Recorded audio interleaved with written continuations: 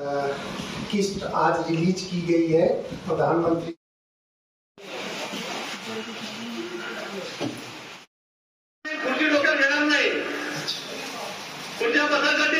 है श्री रंजीत देव वर्मा महोदय, जो कि MLA 24 रामचंद्र घाट से बिलोंग करते हैं। महोदय, आप हमारे इस प्रोग्राम में उपस्थित हुए और मोर ओवर आपसे जानकारी मिली कि आप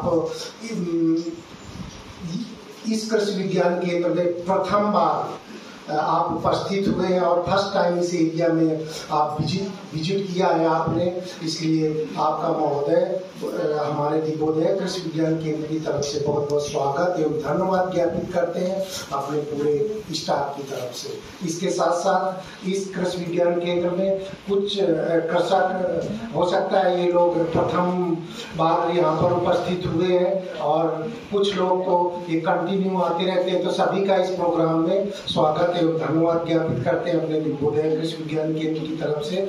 तथा साथ साथ महोदय, मैं आपको ये ज्ञापित कर देना चाहता हूँ कि ये हमारा धान में ये संचालित किया जा रहा है तथा ये इस कृषि विज्ञान केंद्र में जो भी फंडिंग का सहयोग मिलता है वो completely Indian council of agriculture research की तरफ से प्राप्त किया जाता है।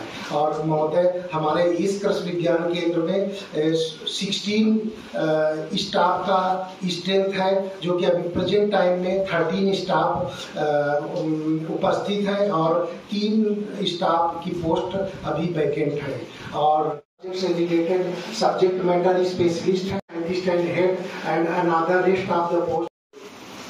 मैं धन्यवाद देना चाहती हूँ हमारा मनोज जी को, उन्होंने मेरा को हमें इन्वाइट किया आज के प्रोग्राम में। तो यहाँ में सब लोग तो बांग्ला समझते हैं, तो हम बांग्ला से उनका साथ बातचीत करेंगे, तो अच्छा होगा, उनको समझ पाएंगे, इसलिए मैं बांग्ला আমি প্রথম এই কৃষি বিজ্ঞান কেন্দ্রে আজকে আমার এখানে আসা হলো, খুব ভালো লাগলো। বৃষ্টির দিন আমি লেম্বুসরা আইসিআরেও আমি গিয়েছি, কিছু নার্সারিগুলিতেও আমি যাই, ওই যে বামতিয়া একটা বড় একটা নার্সারিতে, কারণ আমি খুব কিছু গাছগুলি লাগানো খুব আমার ইচ্ছা এবং আমি করিও। আজকে এত বড় একটা প্রোগ্রামে আজকে প্রধানমন্ত্রী ছাড়া ভারতবর্ষে কৃষকের জন্য উনি যে প্রোগ্রামটা বা আপনাদের মাধ্যমে বা লাইভ টেলিকাস্টের মাধ্যমে করতে যাচ্ছেন, এটাকে আমরা সবাই আজকে এখানে বসে দেখব এবং এখানে শেখার অনেক কিছু আছে যেটা আমরা জানি না, আর কিছু আমাদের যেগুলি ধারণা নাই সেগুলি আমরা মাননীয় প্রধানমন্ত্রীর মাধ্যমে আমরা জানতে পারবো। আপনারা ধৈর্য ধরে শুনুন।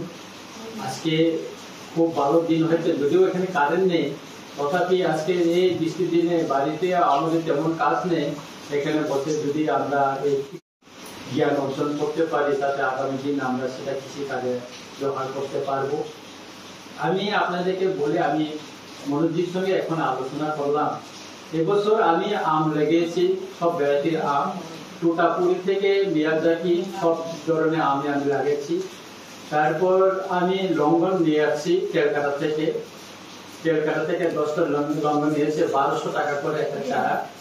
তারপর রামবুটান এনেছি, ওটা নিয়েছে 900 টাকা করে রামবুটান।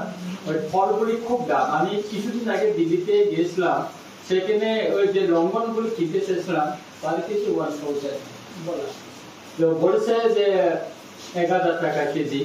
তারপরে প্লাম, যেটা আমরা বাইরে দেখি দিল্লিতে শিলংয়ে এগুলি হয়, ওই প্লাম আমি দেখেছি খুব ভালো হয়। আপনারা অর্গানিক ভাবে করবেন, কিছু দিবেন না, গোবর দিবেন, ভার্মিস কম্পোস্ট দিয়ে লাগাবেন, খুব ভালো হয় আমার 1 বছরে। আর এই বছর আমি বড়ই লেগেছি আপনার বরটকুট, যেটা খুব ভ্যারাইটিটা ভালো। এই বরটকুটটা আমি লেগেছি 3 মাসের ভিতরে প্রচুর ফুল এসেছে। তো আমি একজন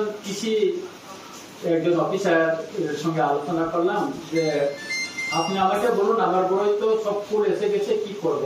উনি বলছে স্যার আপনি একটু বোরন স্প্রে করে দেন। আমি ওনাকে বলছি তো বোরন স্প্রে করার পর আমার ফুলটা আর জড়াই নেই, মানে খুব ভালো হয়েছে। এখন মানে শুধু শুধু ফল হয়ে গেছে। তো আরো একটা আমি ক্যালকাটা থেকে G9 কলাটা নিয়ে এসেছি। G9 গতবার যেটা লাগাইছিল এবার ফল এসেছে, খুব সুন্দর ফল হয়েছে, খুব লম্বা। G9 বা অনেকে সিঙ্গাপুরেও বলে। আর রেড ব্যানানা এটাও আমি এক জায়গা থেকে নিয়েছি। এরকম কিছু মানে ভ্যারাইটি কলাগুলো আমি লাগিয়েছি। আর যে সবজি কলা এগুলি আপনারা লাগাবেন। সবজি কলা আমি একবার ইউটিউবে দিয়েছি, সবজি কলাগুলি আপনারা ভালো জাতের লাগাবেন।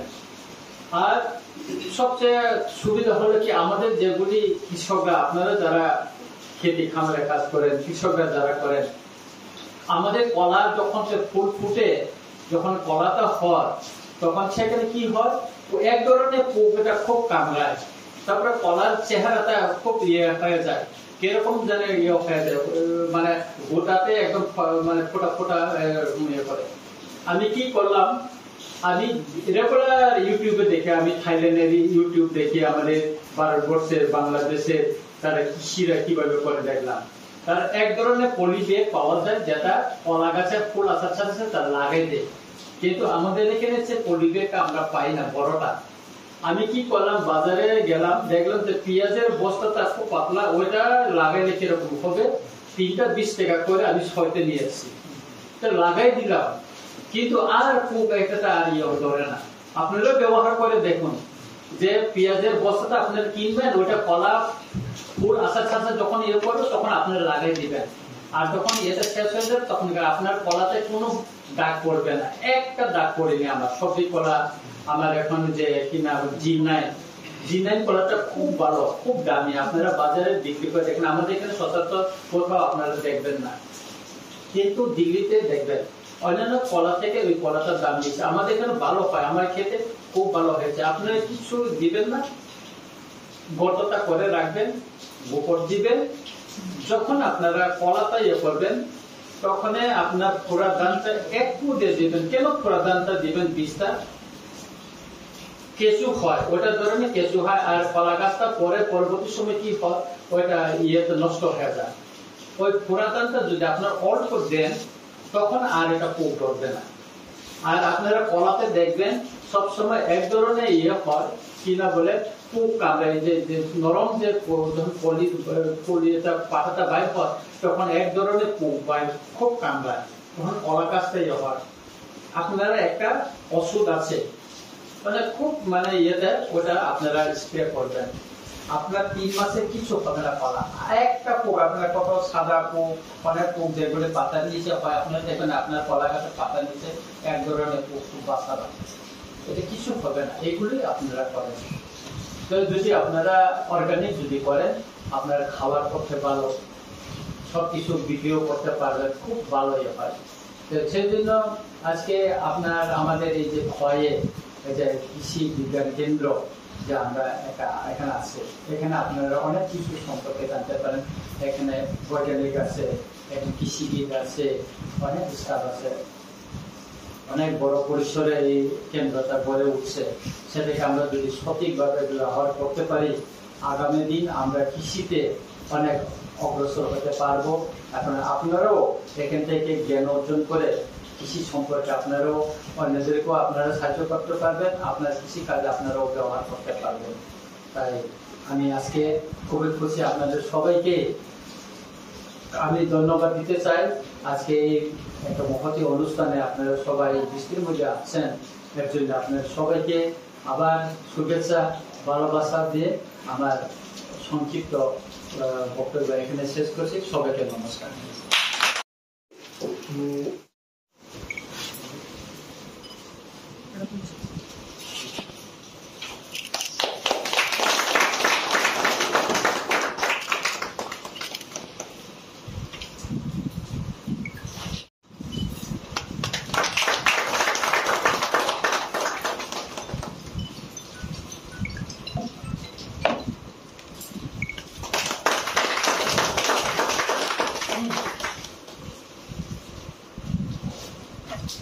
recently ये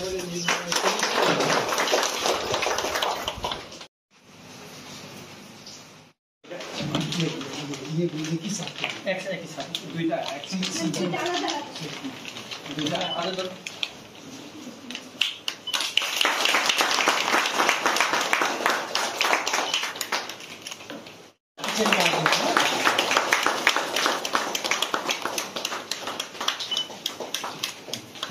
थैंक यू हाँ ओके